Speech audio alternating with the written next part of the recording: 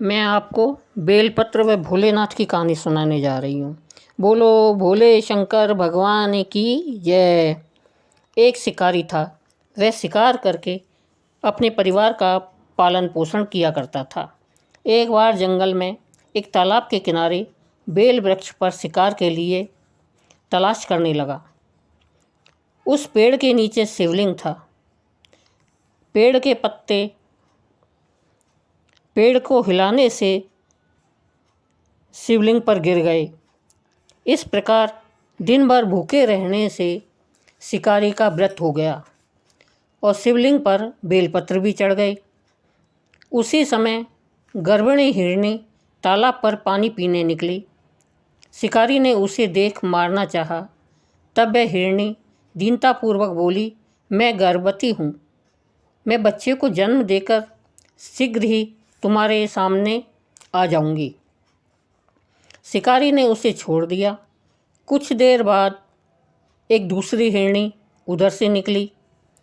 शिकारी ने फिर धनुष पर बाण चढ़ाया। हिरनी ने कहा, हे व्याघ्रराज, मैं थोड़ी देर पहले से रजस्वला से निवृत्त हुई हूँ। अपने पति से मिलने पर शीघ्र ही तुम्हारे पास में लौट आऊँगी। शिकारी ने उसे भी छोड़ दिया। अब रात्रि के अंतिम पहर में एक मृगी अपने बच्चों के साथ उधर से निकली। शिकारी ने शिकार के लिए धनुष पर बाण चढ़ाया। तब वह मृगी बोली, मैं इन बच्चों को इनके पिता के साथ छोड़ाऊं, तब मुझे मार देना। शिकारी ने उसे भी छोड़ दिया। सुबह हुई तो एक हिरण आता दिखाई दिया। शिकारी उसका शिकार करने के लिए उठा तो हिरण बोला, व्याघ्रराज, यदि तुमने पहले दिन मृगियों को मार दिया हो तो मुझे भी मार देना, ताकि मुझे उनका वियोग न सहना पड़े। मैं उन तीनों का पति हूँ। मुझ पर भी कुछ समय के लिए कृपा करो। मैं उनसे मिलकर तुम्हारे सामने उपस्थित हो जाऊंगा। मृग की बात सुनकर रात की सारी घटनाएं उसने मृगी को बताई। उपवास, रात्रि जागरण तथा शिवलिंग पर बेलपत्र चढ़ने से उसमें भागवत भक्ति जागरण हो गई। उसने मृग को छोड़ दिया। उसका हृदय पवित्र हो गया। अपने पूर्व जन्मों को याद करके वह पश्चाताप करने लगा।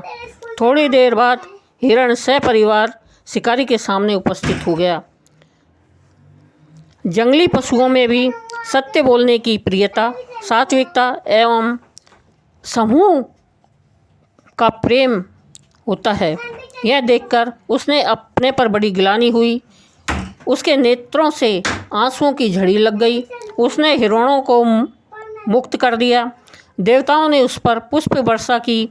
शिकारी ने परिवार सहित मोक्ष प्राप्त किया। आंसू शिवलिंग पर गिर पड़े थे। सिर्फ इतने से ही शिवलिंग पर आंसू गिरने से शिवजी अति प्रसन्न हो गए।